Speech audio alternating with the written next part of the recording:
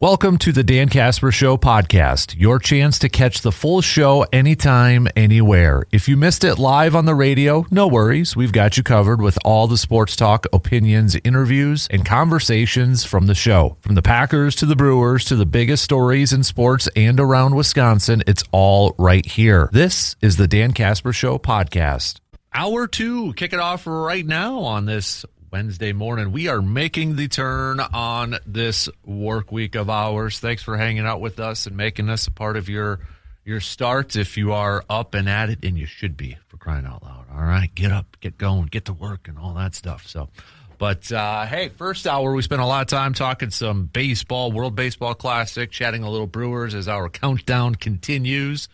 We did a little Mike Star Markets. Am I wrong? But you could continue to send yours on over. Am I wrong for saying this? Am I wrong for thinking this? Et cetera, et cetera, et cetera. So, if you got any more, please send those puppies on over. Also, it's our Hy-Vee Game Changers. I went with my game changer being Mike Sins being hired as the new head coach for Eau Claire North of football. But if you've got another game changer that you would like to throw in, please do so. All right, text it on over to that Shoe Doctors bullpen line at 715-830-1912, or you can join in on the YouTube chat room. So we've got a little Inside the Hobby coming up about an hour from now. Tyler from Slab Factory will be joining us, so we'll chat a little bit about that. We'll talk some more green and gold coming up here in just a little bit too. So, but hoops-wise, Bucks last night falling to the Cleveland Cavaliers. Probably no big surprise, right? Surprise, surprise. The Bucks lose again, 123 to 116. You're looking at it. Kevin Porter Jr., 25 points. Ryan Rollins, 19 points. Bobby Portis had 19 off the bench. Jang had 19 off the bench as well. Pete Nance, 13 points off the bench. That was about it. A.J. Green coming off the bench, 26 minutes. He only scored 6. Kuzma in 17 minutes, only 3 points. I mean, it's just, you throw your hands up in the air, and it's like, what are we doing here? Right? It's like, what exactly are we doing here? And now Giannis is going to be missing a week due to a knee injury, hyperextended knee. Just, it's done. I hate to be negative. I hate it. You all know I hate being negative. I try to be positive and such, but this is, yeah, the season's done. Any little bit of hope, it's out there. I was reading a little bit. A source close to Giannis told, now again, I know it's ESPN, so a source close to Giannis told ESPN that the Bucks superstar doesn't view this setback as season ending and intends to play again this season. So whenever he does come back, I mean, you're talking about maybe single digits left in the regular season. I just, we've been talking about these last 15, 14 games as kind of like, all right, is it going to be, kind of the farewell tour? Is this going to be the last time we see Giannis in a Bucks jersey? Is it going to be, last time we see Giannis play in Milwaukee or whatever? Who the heck knows? And now you get, I don't know. I don't know how to approach it, but I guess I'm kind of approaching it that way. Like, this is going to be maybe the last time we see Giannis in a Bucks jersey. It's kind of where I'm at. Playoffs right now, I know they're not mathematically out of it, but no Giannis and the way they're even playing when Giannis was in there, just I can't see it. I can't see it. You're looking at this thing. There's 6.5 games back. Yeah, Chicago right now is tied with the Bucks for 11th. There's Milwaukee and Chicago are the only two teams that are outside the playoffs that have not officially been mathematically eliminated. But I mean, for crying out loud, the Hornets are 35-34, Bucks and Chicago 28-40. They'd have to win all of their games and then still get some help. It's not happening.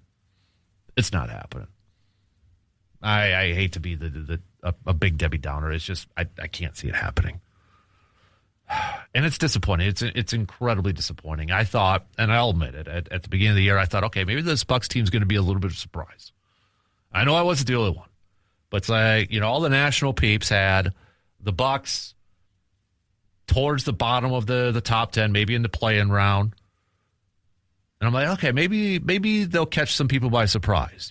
Spotlight's a little bit off of them. Maybe they'll catch a lot of people by surprise. Nope. In fact, could you say maybe if you were one of those that weren't buying the Bucks this year, did it go just the way you thought, or is it actually worse? Obviously, for me, it's way worse. I thought this year, okay, Indiana was going to be down because of Tyrese Halliburton and such. I think we all thought, okay, if this was a year to maybe make a push in the East, no Jason Tatum with Boston, they made a lot of moves and such, maybe you can catch them off guard too. They have been awesome, and Tatum is now back. Kind of thought, is this a year to catch some people off guard? And no.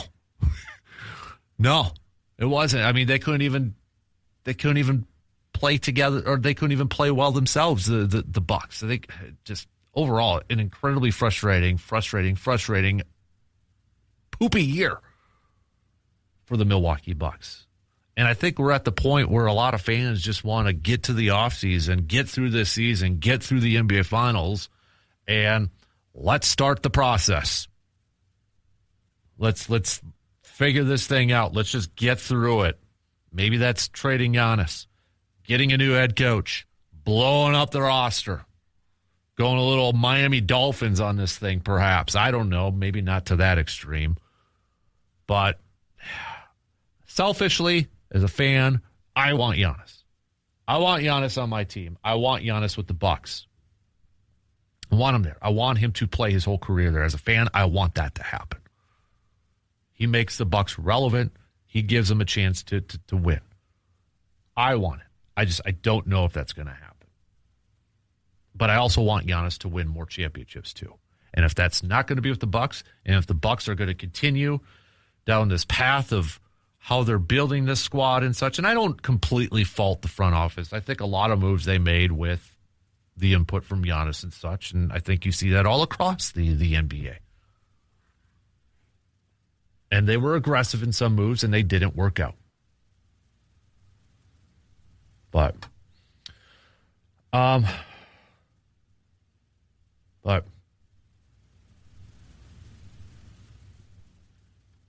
don't know what this means, Sebo. I don't know what that means. So, anyways, college hoops wise, we got some playing games. The last two playing games, C-Bomb's completely sidetracked me. I think you texted the wrong person, C-Bomb. But anyways, college hoops wise, we got a couple playing games in the docket or in the books from yesterday. Texas, which I've seen a lot of people kind of saying maybe Texas is that play-in team that wins a couple more of these games, maybe is a surprise team and such. They squeaked out a victory last night, taking down NC State 68-66, last second shot. And then you had Howard defeating UMBC 86-83 to advance. So now you've got Miami of Ohio versus SMU. Miami of Ohio, like outside of the top teams, they are the most talked about team in this entire tournament because of, well, they were undefeated. Then they lose in their conference tournament. So they got an at-large bid, which was the first of a non-big conference and such. So they get a play-in game against SMU.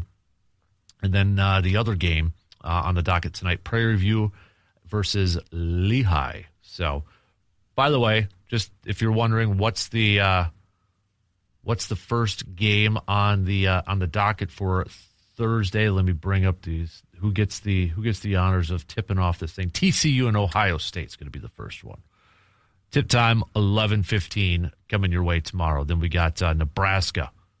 25 minutes math. Yeah, 25 minutes after that too. So, and then Wisconsin is the fourth game, the tip off. So, but don't forget, get those brackets in, baby.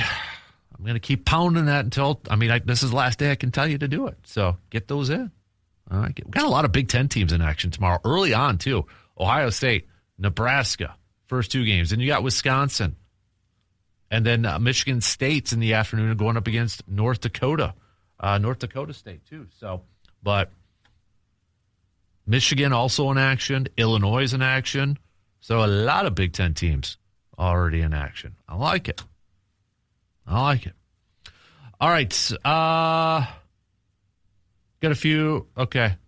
a couple people texting in with their Hy-Vee game changers, and they're also with Mike Sins with being named head coach for Eau Claire North football. Sounds like we've got a couple of Eau Claire North alums pretty pumped about it. It's a great hire. It's a fantastic hire.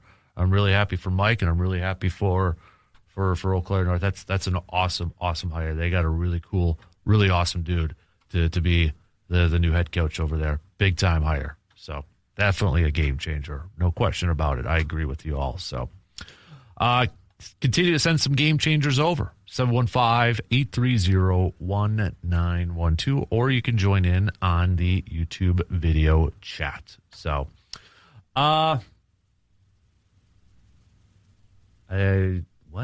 Okay, now you guys are sidetracking me with some YouTube chat stuff over there too. So, all right, we'll take a quick break, but we'll be back with plenty more coming up after these quick words.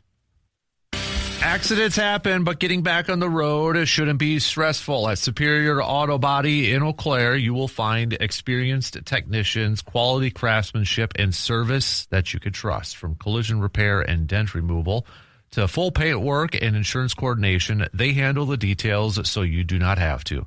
They'll restore your vehicle the right way, safely, professionally, and with attention to every detail. When your vehicle needs expert care, choose a team that puts you first. That's Superior Auto Body in Eau Claire, bringing your vehicle back to life one repair at a time. Superior Auto Body, our official Backyard Dreams partners. All right. Don't forget, coming up at 8 o'clock, around 8 o'clock, we'll do a little Inside the Hobby. Tyler from Slab Factory will be joining us for a little Inside the Hobby chat here this morning. So that's our usual weekly Wednesday segment, but Tyler will be joining us probably about once every month or so. But got that coming up. Continue to send me your Mike Star Markets, Am I Wrongs? Also your Hy-Vee game changers. We'll get back to some more of those a little bit later on in the program. Also, we'll get back to some more baseball talk here, too. I'm looking for your thoughts on the World Baseball Classic. On a scale of 1 to 10, how much did you enjoy it? I'm at a 10. I loved it. If you have any, if Rob Manfred, commissioner of Major League Baseball, called you up or sent you a message and said, hey, yo, Paul, Chad, Chris, Zach, Jeff, whatever your name is, got any suggestions on how we can make it better? What we should do differently? What would you tell them? If it's nothing, say, no, man, all good. Don't change a thing. Or if you got a suggestion, what would it be? Because right now, I'm kind of blanking on it. I don't know of something that I would change. I don't think I would change the time that it's played. Like point in the calendar. I think it works nice. You got players that are buying in. That's huge from a fan standpoint. Because we as fans can sense when a player's not buying in and they're not into it and such, and they're like, we're just being here so I don't have to get fined or that. No. Players are buying in, and that in turn makes it a great product on the field. And, yeah, it's just, I loved it. And my kid was hooked to it. He was into it. It put a lot of the youngsters, maybe some of the guys or the players that are in minor leagues or top minor league players on a world stage, and we got to know them a little bit more. If you're a Brewers player, probably got to see Luke Fisher a little bit more. He balled out for Team Italy. It's like, okay, now I'm excited for that guy whenever the Brewers call him up. Last year's first-round pick. Now you're probably like, hey, can we get him sooner? You know, for all the questions about who's going to be the third baseman for the Brewers going forward, you probably know a little bit more about Fisher now. Gets you excited that way. More people across Major League Baseball probably now know who Bryce Harang is, besides the Gold Glove, Platinum Glove winning second baseman for small market Milwaukee Brewers team. Dude actually hit well too, and one of the best second basemen in all of Major League Baseball. Jackson Chourio getting on a world stage too. So there's a lot to like from that and such. So, but keep those thoughts coming. You can continue to send us with some text at 715-830-1912. We'll switch gears here and chat a little football this morning. Good morning, Joe. Good morning, Captain. How are you? I'm good. How are you? I am good. All right. And I got to tell you, it is really good for Eau Claire, both high schools, Memorial and North, that Sins is coming back. Mm-hmm. It is great for the community. Mm-hmm. Yep. Yeah, exactly. So I was chatting with him a little bit yesterday, so pumped up for that for sure. Yeah, so. I got to tell you, I came from the Madison area, and I came up here, and one of the things that I was passionate about was coming up here and seeing building some feeder programs and getting the youth more involved with football. And I think if you've got engaged, committed coaches, it helps everybody.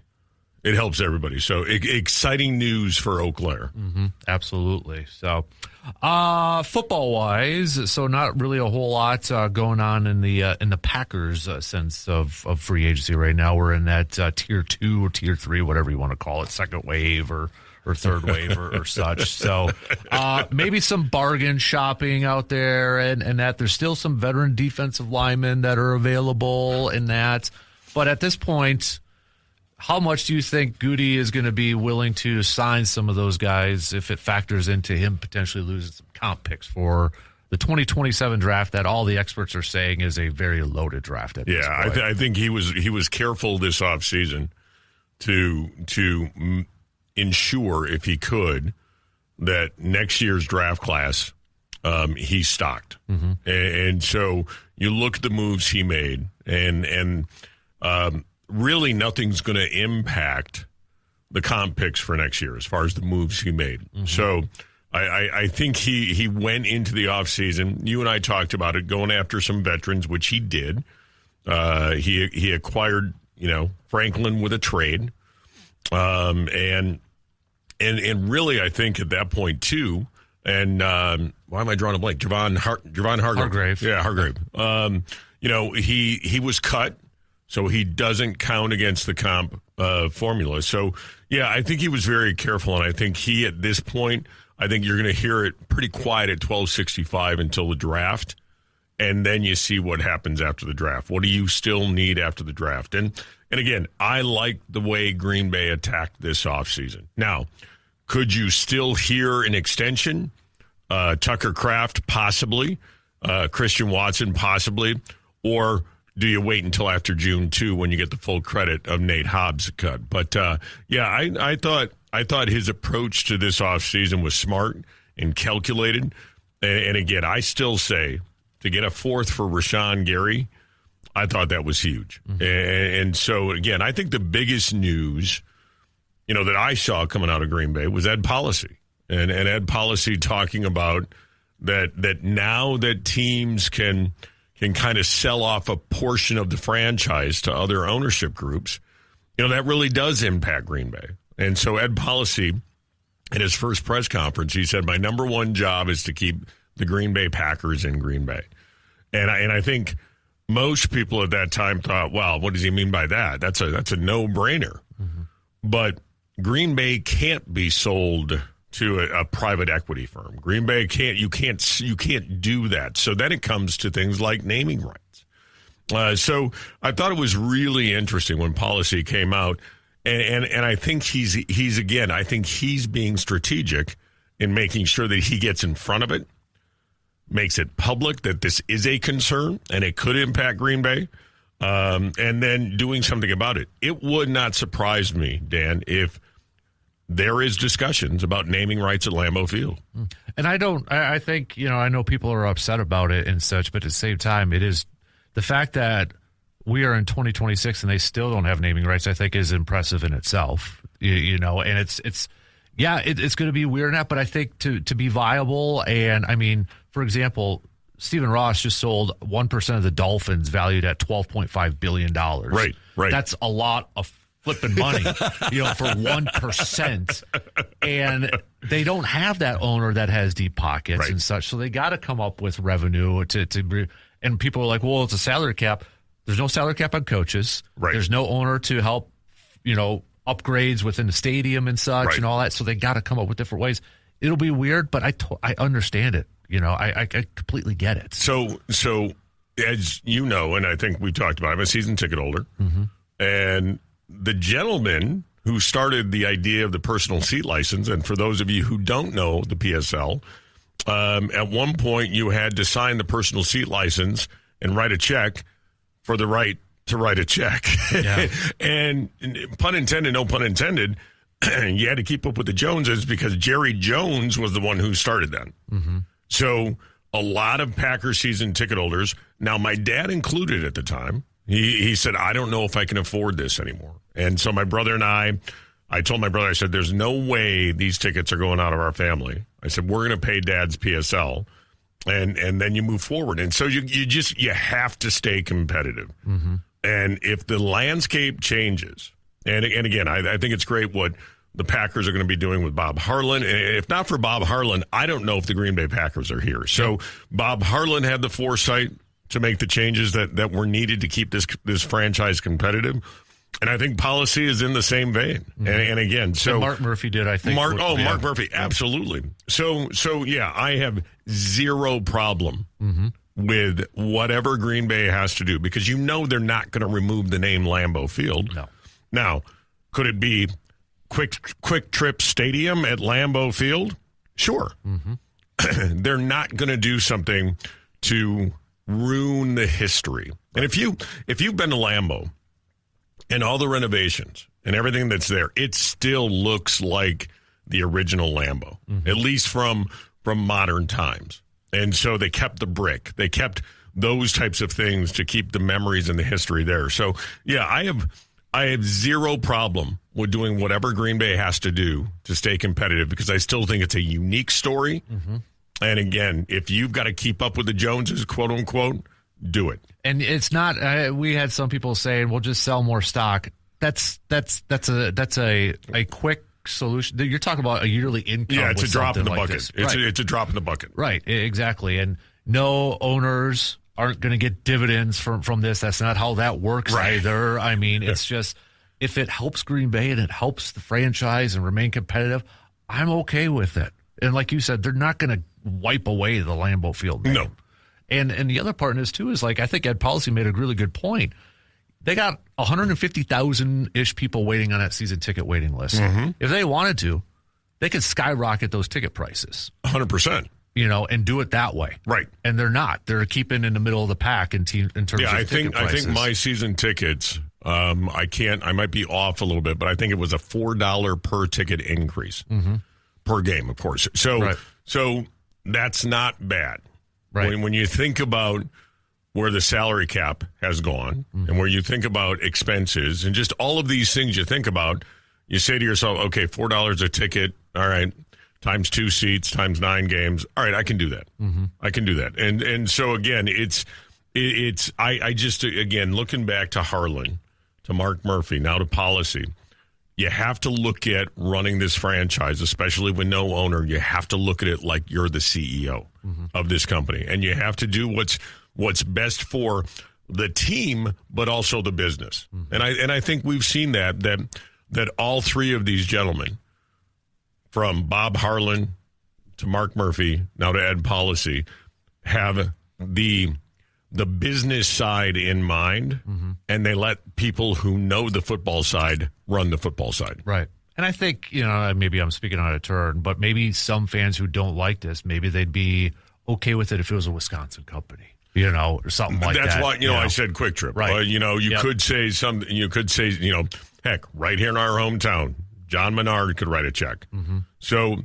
it's just, it's again, I have zero absolute problem with it. Yep. And so I think that was the biggest thing that as far as news goes, now that free agency has died down. Of course, Broncos yesterday making a big trade with the Dolphins for Waddle.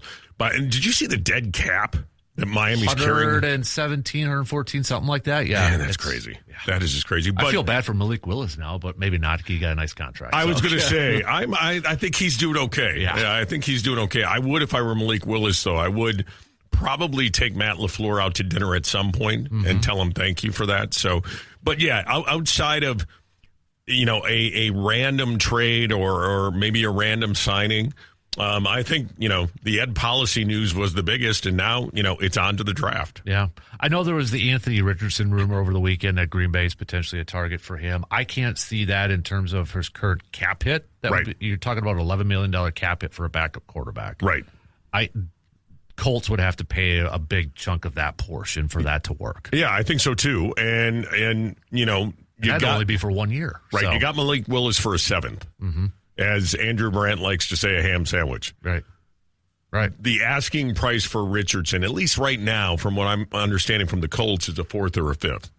Not doing it. Yeah. I'll stick with Desmond Ridder at that point. Mm-hmm. And so not going to do a fourth or fifth for Anthony Richardson. I would agree. Yeah, especially when you factor in that cap chart. And you only have him for 1 year. Yep. Whereas Malik, you had him for 2 years. You knew you had him for 2. Exactly. Yeah. So I think backup quarterback's important, but not at that price. Yeah, no doubt. No doubt. And again, I am willing to roll the dice on Ridder as your backup.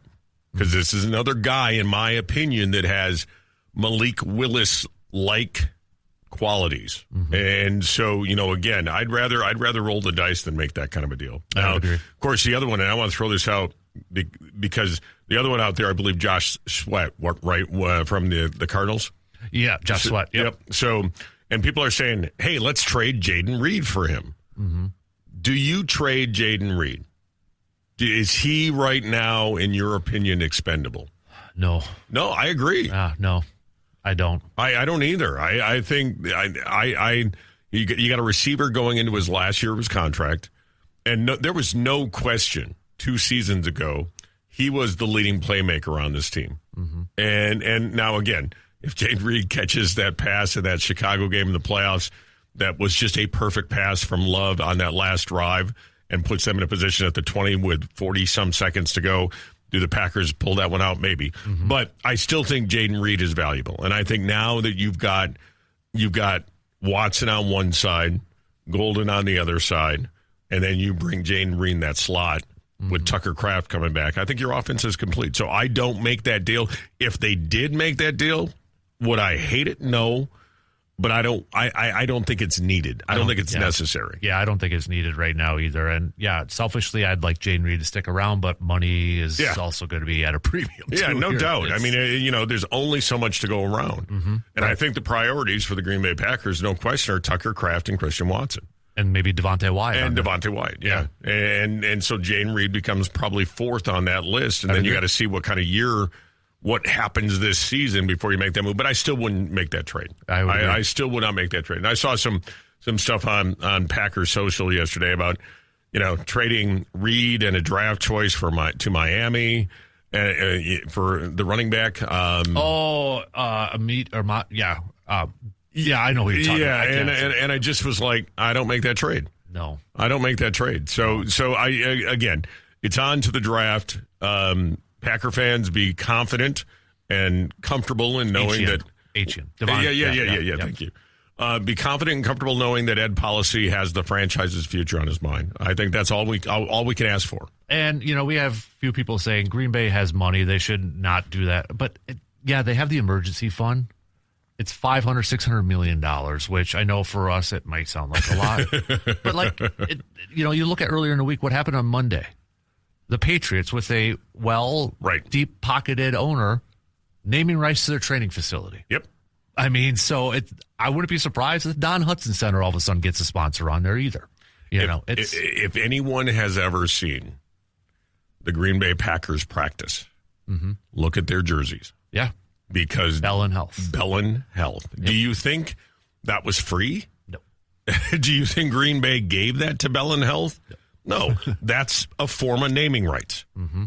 So, and they're on the front patch of every jersey during practice. So Green Bay's already doing these types of things They're just not doing it to the extent of the rest of the NFL. Right. And it's 2026.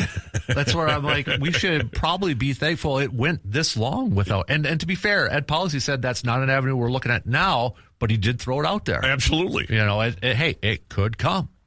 And I trust him, to do what's best for the Green Bay Packers. Yeah, I do too. And again, I think like you said, looking at where Ed Policy is today, looking at, I think, the leadership on down with Gutekunst and Russ Ball and Matt LaFleur, I think Green Bay's in a good position. Mm-hmm. I really do. And I think I love the baton handoff that's happened between Bob Harlan to Mark Murphy to Ed Policy.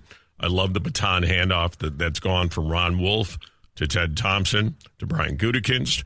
There is something, and I get it. Sometimes you got to look outside the organization. I get that. But this franchise, since really the early 90s, when you think about it, has been on a pedestal. And if 2014, and I mean that, they are the gold standard, one of the gold standard teams in the NFL as far as how to run a franchise. Mm-hmm. And if that 2014 season, that Seattle debacle, that ends in a Super Bowl, the narrative is completely different. Mm-hmm. And so, again, I think Green Bay's in a good place. I think Goody's done a nice job this offseason, comfortable with that policy where this thing is going. And like I said, I don't think you're going to hear much until the draft as far as the Green Bay Packers, and I'm okay with that. Yep, I'm the same way. I want to make one more point, though, with this whole thing, too, with the money part of it. I think the unique factor in it, too, and it relates to Bob Harlan a little bit. Bob Harlan had to hit the streets to raise money. Mm-hmm. You would think it would be easy to pass something to help the Green Bay Packers, and it was not. 53-47, wasn't it? Something like that. Yeah, the vote. Yeah, and I was rewatching a Bob Harlan, video where he talked about after hitting the street and such, and he's like, man, it's 50-50. Yeah. All the vote. You would think it would be. It's not. Right. It's not. So if Green Bay can figure out ways to where they don't have to go do that stuff again, where it's a little bit nervous. Right.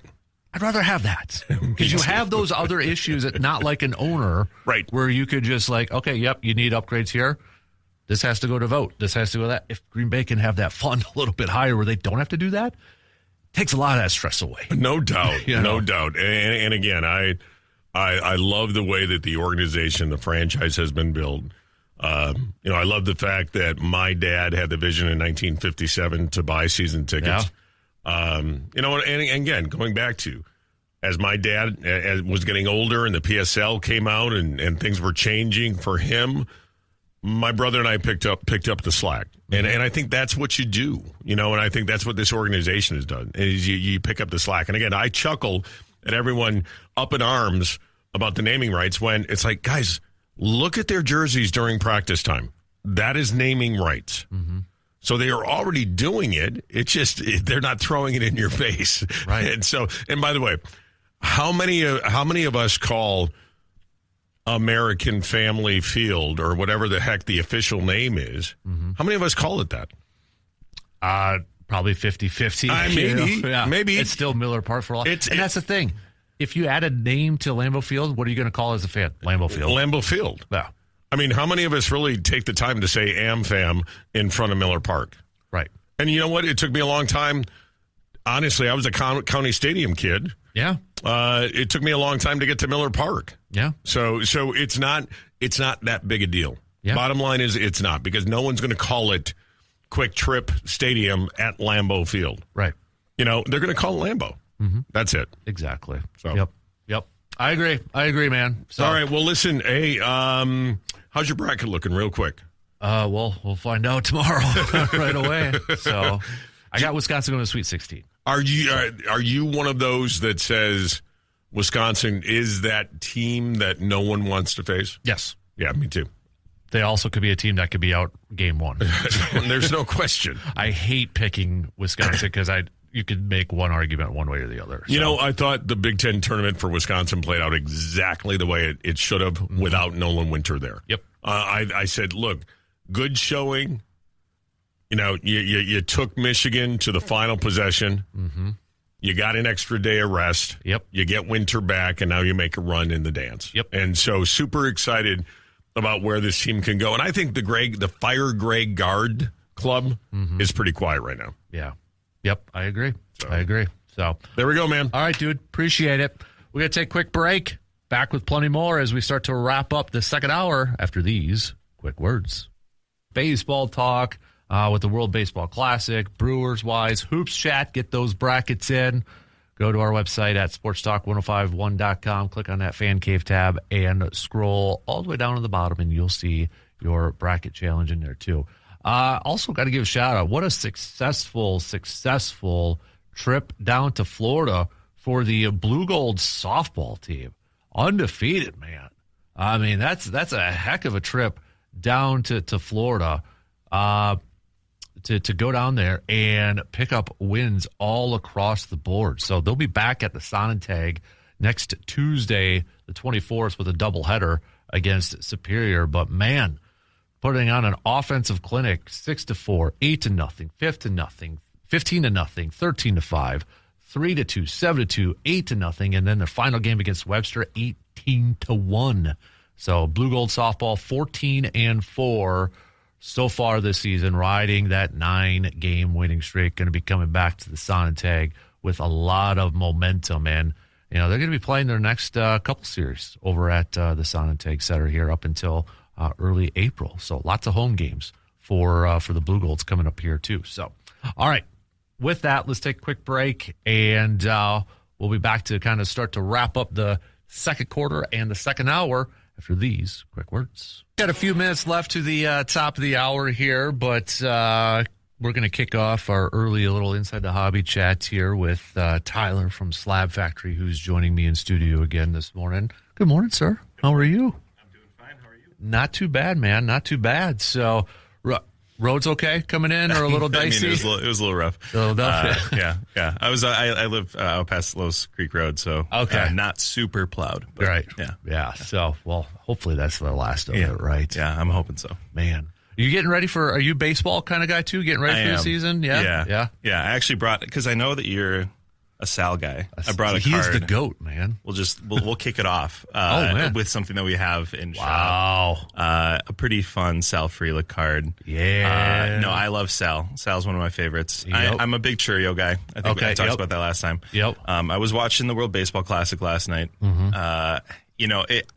So much joy from the Venezuelan players. I did enjoy that. I know that, got to be rooting for the U.S., but Venezuela was fun. You could tell, players buy in for games like that or tournaments like that. That just, you could tell, because we could tell as fans, right? Yeah. If whether those players, and to see that, that meant a lot for them, and it's that got me hooked too. Yeah, to absolutely. See that. The intro to with them both walking on the field I was like, oh, this is going to be on now. It's like a heavyweight fight. And that was awesome. It lived up to it. It was very cool. Yeah, definitely. Very cool. But yes, I am a baseball guy, and we do stock up for the seasons. Okay. We have a lot of baseball right now, and we do that with every sport. Okay. So.